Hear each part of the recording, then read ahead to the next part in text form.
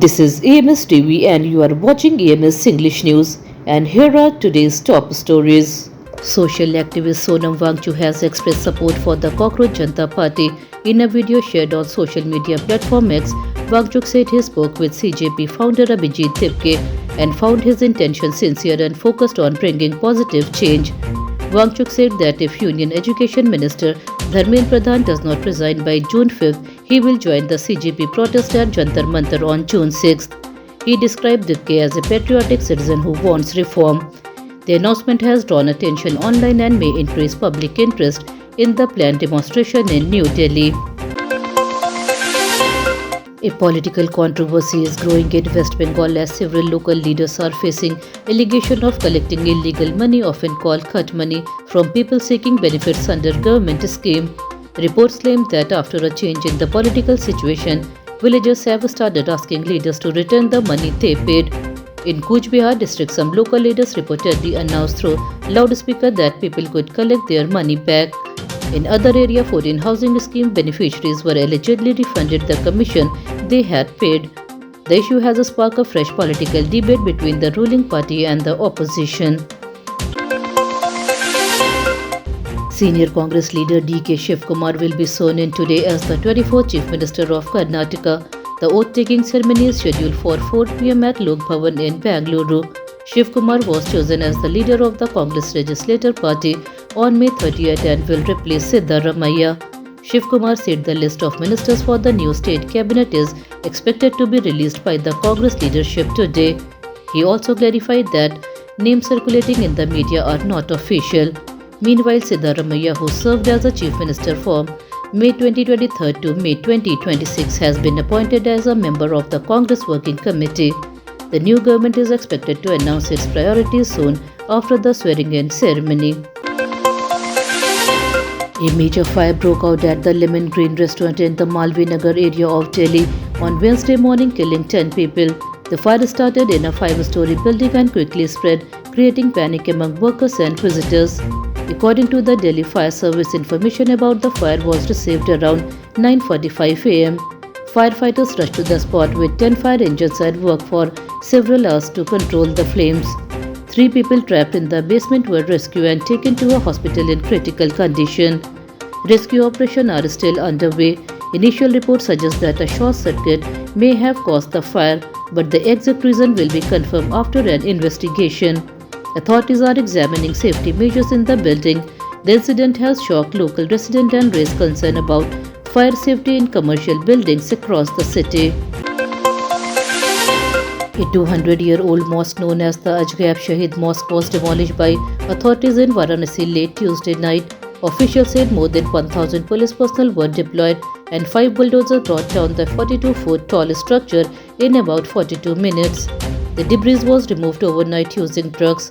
According to the administration, the mosque stood on the railway line and court ruling had favored the railway authorities. The action was taken as part of a railway station expansion project. Authorities said the operation was conducted at night to avoid traffic problems and maintain law and order. The World Meteorological Organization has warned that El Niño conditions are likely to develop in the coming months. According to the agency, there is an 80% chance that El Niño will form between June and August, with the possibility increasing further by November. Experts say El Niño can affect weather patterns across the world, including India. It may lead to drought, floods, heat waves and other extreme weather events. Following the warning, Indian authorities have asked states to prepare for possible rainfall shortage. Farmers are also being advised to stay updated through digital services and agricultural helplines. The grooming gang scandal in the United Kingdom has returned to the spotlight after British MP Rupert Lowe spoke in Parliament about victims' experiences. During his speech, he claimed that one victim was abused by between 600 to 700 men at the age of 13 to 16. He also said there were signs of organized child sexual exploitation in at least 85 areas across Britain. Testimonies presented in Parliament included allegations of sexual abuse, violence, threat and drug use. The remarks have renewed call for further investigation and stronger action against those responsible for such crimes. Tensions between Iran and the United States have increased after Iran claimed it carried out missiles and drone attacks on American military facilities in Kuwait and Bahrain. Iran's Islamic Revolutionary Guard Corps said the attacks targeted air bases, helicopters, and naval facilities. However, the United States Central Command stated that all incoming missiles were intercepted or failed to reach their targets. At the same time, the US reported carrying out a strike on an Iranian communication tower near the Strait of Hormuz. The latest development have raised concern about further escalation in the region and possible impact on global oil markets. Indian stock markets traded lower on Thursday. The Sensex fell nearly 700 points and was trading at 73,950. The Nifty also dropped about 150 points to 23,350. Heavy selling was seen in the market during the day. IT stocks recorded the biggest losses while realty shares also declined sharply. Investors remain cautious due to weak market sentiment.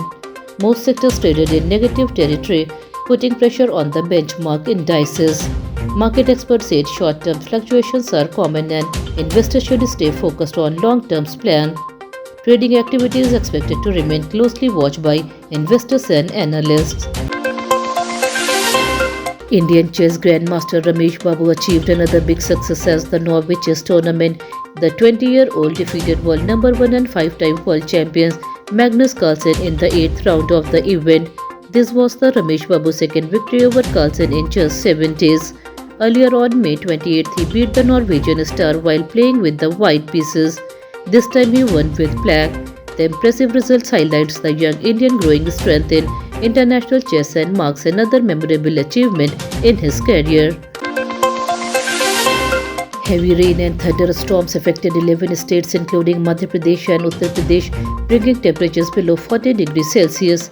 Rain was reported in Uttar Pradesh, Madhya Pradesh, Rajasthan, Bihar, Uttarakhand, Jharkhand, Chhattisgarh, Jammu and Kashmir, Karnataka, Tamil Nadu and Gujarat. In Agra, Uttar Pradesh, roads and footpath collapsed after nearly 1 hour of heavy rain. Several vehicles including cars, trucks and a tractor trolley fell into a large pit.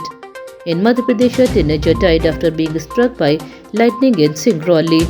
In Neemach, a mother and her son died when the roof of an old house collapsed. In Jammu and Kashmir, cloudburst hit the district of Doda, Kishtwar and Poonch, causing flood, road blockage and damage to vehicle and homes. In Anantnag, one person died after a tree fell during strong winds. Authorities are continuing relief and rescue operation in the affected areas. That's all for today's bulletin. We'll be back with more updates next time. Until then, this is Tamanna Rizvi signing off. Have a good day.